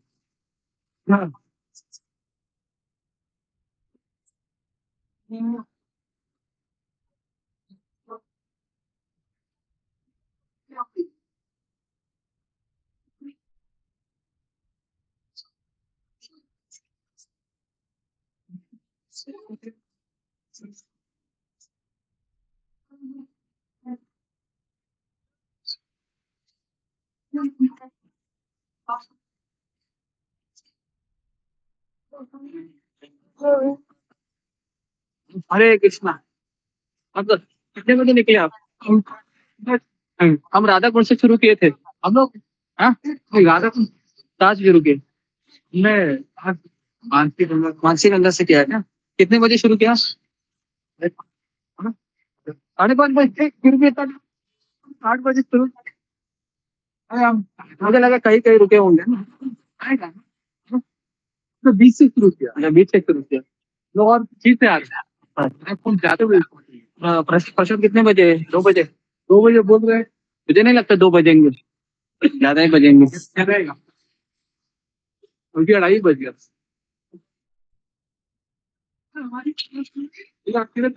अभी चलो आपके साथ में ही चलते हैं अभी, है ना? अभी किसी कथा बोलते हुए, कथा बोलते हुए देखते हैं क्या? हम ये कसो करते करते जा रहे हैं। ठीक है, तो आपके साथ ही हो लेते हैं अभी ऐसे तो। ओके, तो जितने भी लोग हैं यहाँ पर वाइल्ड ग्रुप के, कम से कम 50 लोग हैं। तो भगवान की क्या योजना है कि कुचरी के लोटा बाबा जो भगवान की प्रतीक्षा में खड़े हैं, वो यही जगह है जहाँ पर हम सबको पता है कि मथुरा से जब भगवान कृष्ण है ना, जब कृष्ण बलराम अक्रूर जी के साथ आए थे, तो इसी जगह वो रुके थे और पुचरी के लोटा बाबा को मिले थे। और उस समय पुचरी के लोटा बाबा नाश्ता कर रहे थे, वो यही जगह थी। और इसी जगह पर वह भगवान को कहे कि आप रुक जाइए, कुछ तो खा लीजिए, मैं आपके लिए राह देख रहा हूँ। भगवान ने कहा कि मैं जरूर आऊंगा, एक दिन आऊंगा मैं, है ना। और अभी तक भगवान नहीं आए, लेकिन फिर भी पुचरी के लोटा बाबा अभी भी आप देख सकते हो, है ना, कि वह भगवान की राह देख रहे हैं। तो यहाँ पर हम पुत्री के लोटा बाबा से प्रार्थना करते हैं कि हे कृष्ण, हर जन्म में जन्म लो आप इस संसार में, अगर आप मुझे जन्म देना चाहें, लेकिन हमेशा मुझे इस राह देखने का जो विधि है, इस विधि से मुझे अवगत कराइए, क्योंकि आप राह देखने से ही प्राप्त होते हैं। आप जबरदस्ती से प्राप्त नहीं होते, है ना? तो ये जो चीज है यहाँ पर एक दूसरे को लोटा बाबा, तो आगे हम आगे बढ़ते हैं। सब लोगों को दर्शन हुए थे श्री के लोटा बाबा की? हुए थे? जी गुरुजी।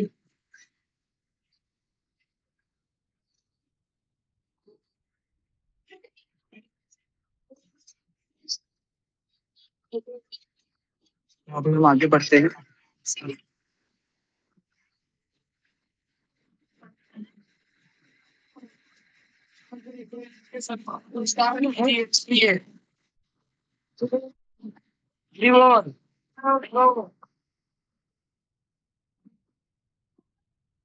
तो अभी हम बहुत देर तो भी 50 भक्त हैं यहाँ पर, इनके साथ ही अभी हम जाते हैं धीरे धीरे धीरे धीरे।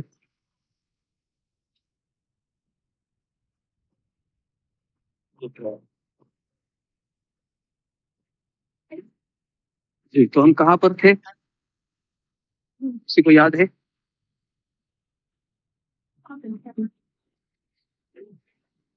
भस्मासुर की कहानी बता रहे थे प्रभु जी।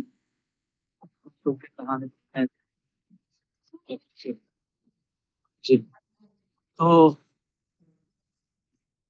हरे कृष्ण दंड। क्या बात है, एक सरप्राइज नहीं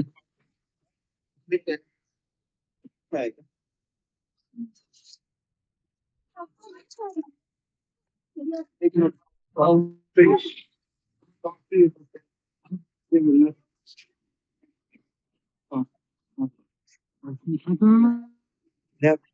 इधर ही मैं आपके साथ ही हूँ। हाँ, इसके लिए कोई प्रॉब्लम नहीं है ना।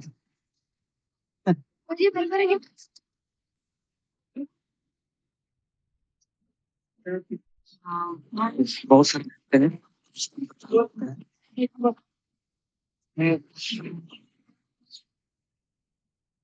हम इनका सुन लेते हैं, प्रभु जी क्या बोलते हैं। क्या सुनिए।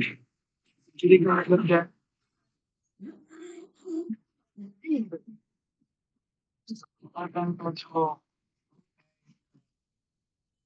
पीकॉक और तो सर उधर राधा कुंड के पूछ यहाँ तो अभी हमने पूछ की तरफ आए अभी घूम के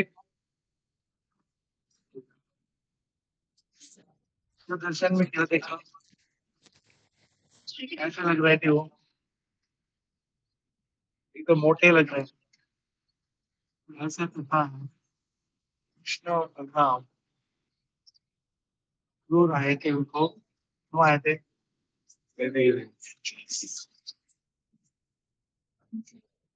जब ये जा रहे थे एक तो मित्र था तो उसके हाथ में आने शुरू होता था ज्यादा लेकिन उसने कृष्ण की पूजा कृष्ण जा रहे हैं ये बुलाइए हाँ तुम्हें अभी लेना अभी मैंने देखा तो मैं जाके आ रहा हूँ ठीक गया कि वापस है आने के बाद लूँ आएगा ना वापस पापा 100% में आऊंगा वापस में जो खरीद कुछ काम है मथुरा में जाके मैं अखरूर आया ले जाने को मैं ले जाता हूँ इसके जाना नहीं इधर ही रुक मैं यहीं पे रुकूंगा मैं जाऊंगा नहीं यहीं पे रुक मैं आ रहा हूँ। तो नाम रोका पापा वहां से हुआ क्योंकि उसके हाथ में लाठी होती थी वो लाटा के नाम से उसको लोटा हो गया तो नाम बाद में हुआ लोटा बाबा यहाँ रुक गए वो। और 22 के दिन तक इंतजार आज के दिन तक इंतजार कर रहा है क्यों कृष्ण ने क्या बोला था पूरा विश्वास अगर उन्होंने बोला है तो आएगी ही और ये हमारे भक्ति के लिए निश्चय धैर्य जो होता है ना रूप गोस्वामी बोलते हैं हम लोग 6 महीना जाप करते हैं और बोलते हैं कि बहुत एडवांस हो गए लेकिन इससे सीखना चाहिए कि पेशेंस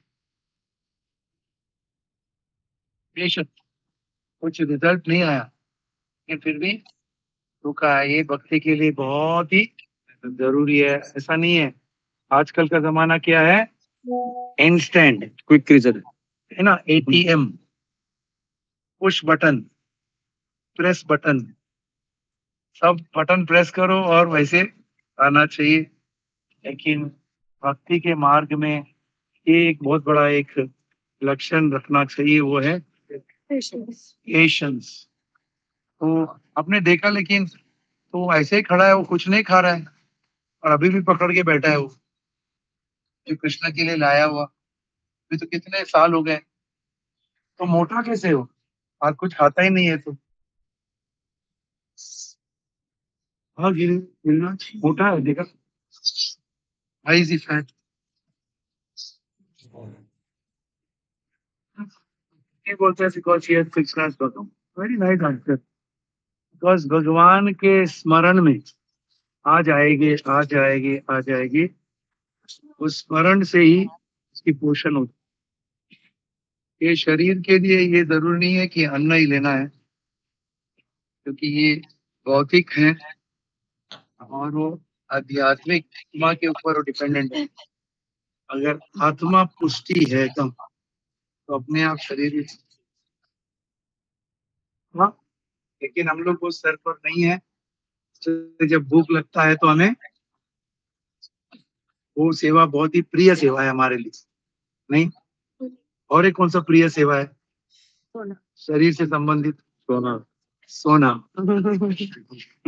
आयुर्वेदिक डॉक्टर लोग जल्दी भेजा खाना और एक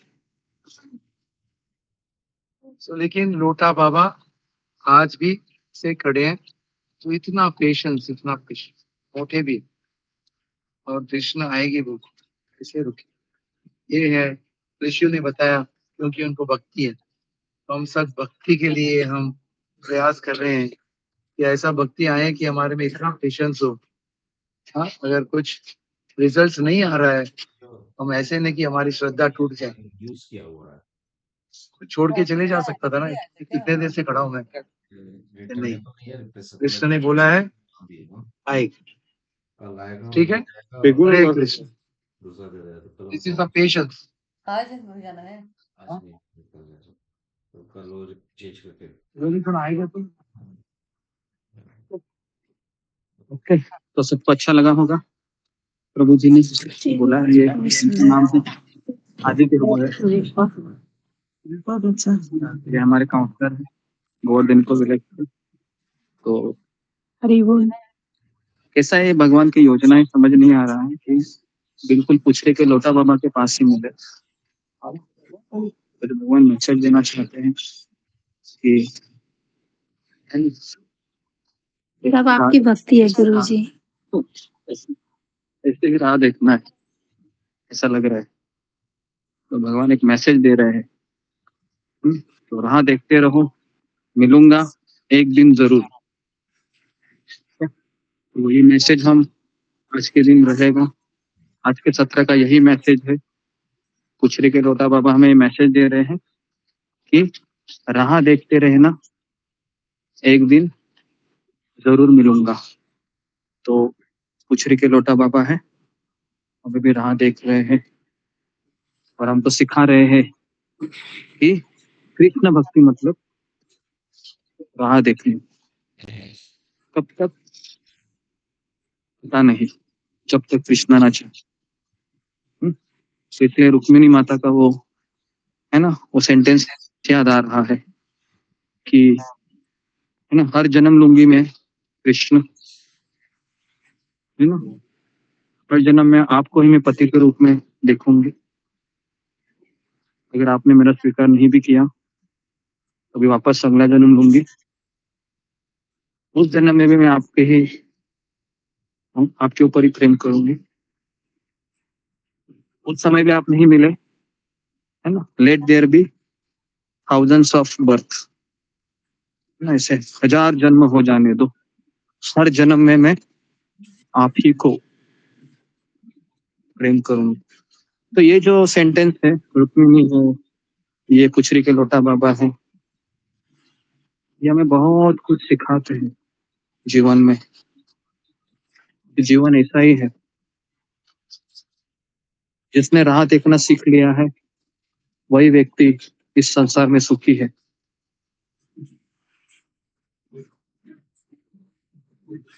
लेकिन भगवान कभी कभी कहते हैं सर्वधर्मान परित्यज्य, सारे धर्मों को छोड़ दो और मेरी शरण में आ जाओ। उस समय हमको क्विक करना चाहिए, उसकी राह नहीं देखना चाहिए कि मैं बहुत टाइम लगाऊंगा या मैं बहुत टाइम लगाऊंगी।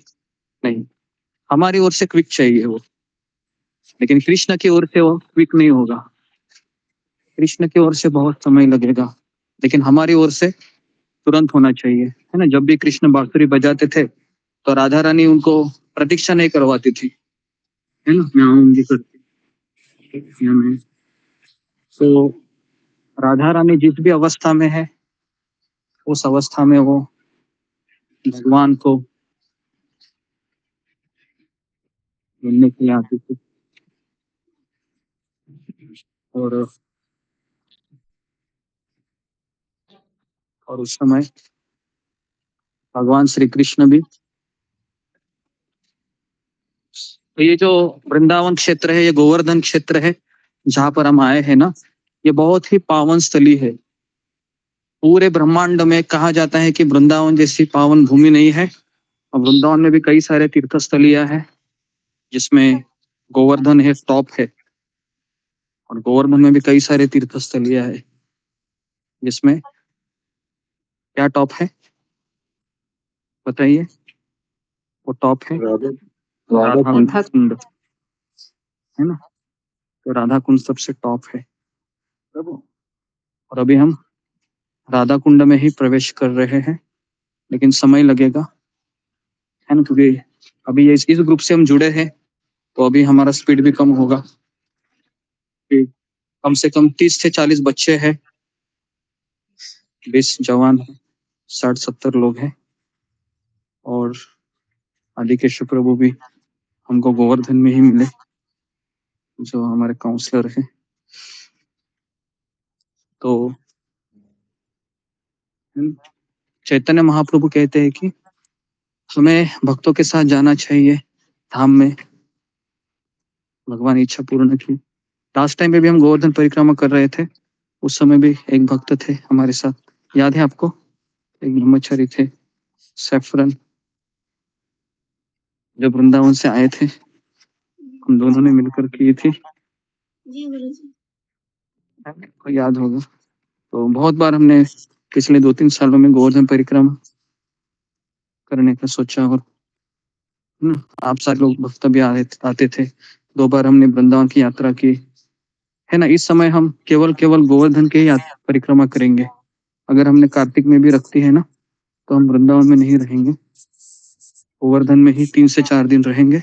और यहाँ पर जितने भी लीला स्थली है, कुसुम सरोवर, मानसी गंगा, राधा कुंड, श्याम कुंड, फिर दान घाटी, और अभी बहुत सारी चीजें हैं, है ना। वहां पर हम बैठकर राधा रानी और कृष्ण की लीलाओं को श्रवण करेंगे, उसमें डूब जाएंगे।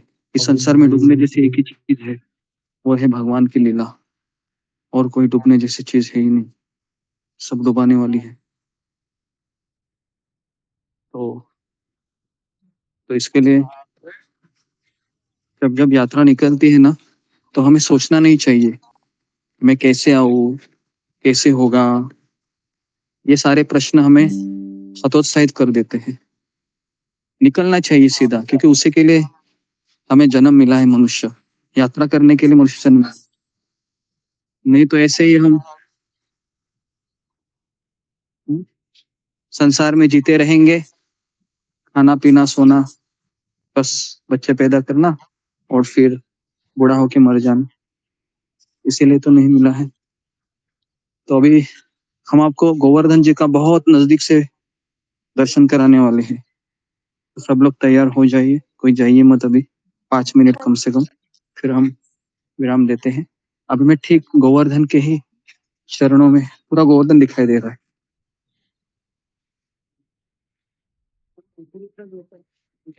और थोड़ा सा मैं नजदीक जाता हूँ। ओके,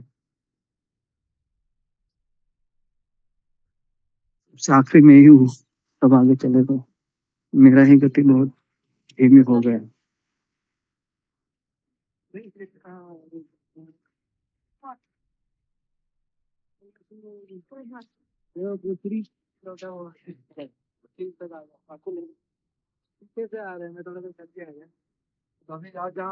ये देखिए, सबको दिखाई दे रहा है गोवर्धन, एकदम नजदीक से दिखा रहा हूँ आपको, है ना। देखिए, और भी नजदीक से दिखा देता हूँ, और थोड़ा रुक जाइए, आपको एकदम बॉटम से दिखा देता हूँ।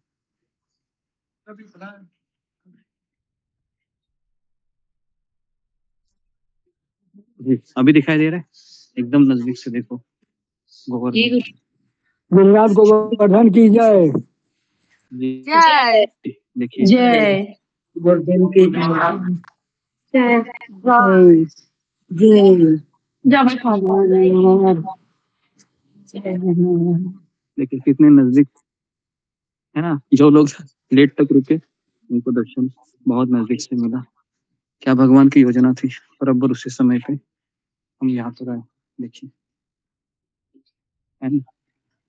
देखो, यही एक गोवर्धन है, वो 5000 साल पहले भगवान श्री कृष्ण बलराम जी के साथ लीला करते थे, है ना। सारी गोपियां, सारे ब्रजवासी, है ना, सब उनके चरणों की धूली से, ये जो धूली है साधारण धूली नहीं है, इस पे हम चल रहे हैं, है ना। यहाँ की हवा, यहाँ के पेड़, यहाँ के लोग, हर एक चीज दिव्य है।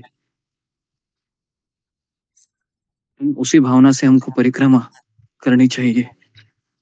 और जब भक्तगण रहते हैं साथ में, तो ये भावना आ जाती है। भक्त नहीं है, ये भावना भी नहीं है। तो यहाँ पर आप देख सकते हो, देखिए ये गाय है, गोवर्धन के नीचे बैठी हुई है। ये गाय साक्षात गोलोक वृंदावन से ही आई है ना। देखिए, ये जो बंदर है आपको दिखाई दे रहे हैं, है ना।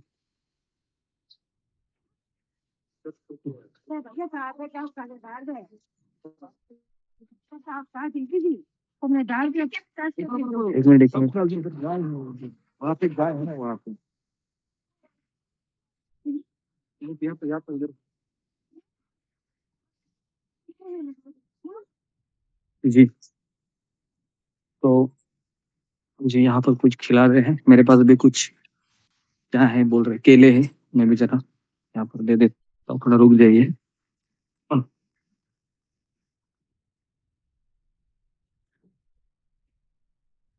अरे आ गई गया, एक मिनट।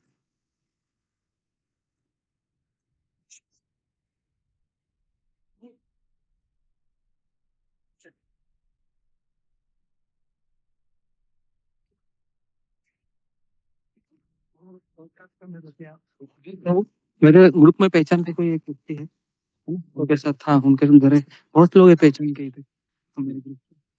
कहीं ना कहीं मिल गुरुजी जाते यहाँ के हैं। बंदर तो अच्छे हैं, मोबाइल छीनते हैं गुरुजी यहाँ पे। बंदर यहाँ के अच्छे हैं गुरुजी। हरे कृष्ण गुरुजी। नहीं हो गया अभी मैं इनको बाय कर देता हूँ। ओके ठीक है, तो यहाँ पर हम रुक जाते हैं।